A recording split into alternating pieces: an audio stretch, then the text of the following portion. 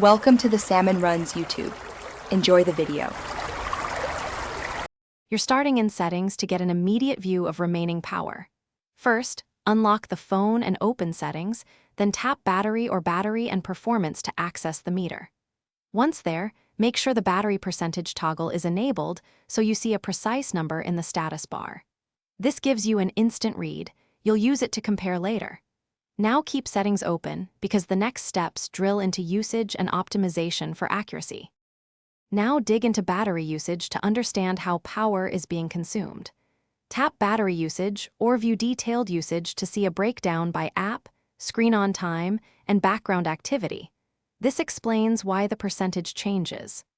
Once done, use the provided optimization suggestions or manually restrict apps that show high background drain. Make sure to note any unusual apps using more than expected, because that often points to misbehaving software or settings you should change.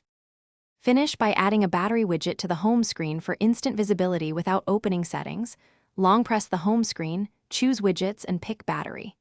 If the percentage or usage data seems inaccurate, restart the phone to refresh system stats, and then recheck.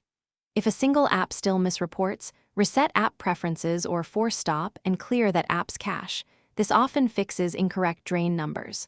One troubleshooting tip: if problems persist, run safe mode to isolate third-party app issues. Thanks for watching. Consider subscribing if we helped you.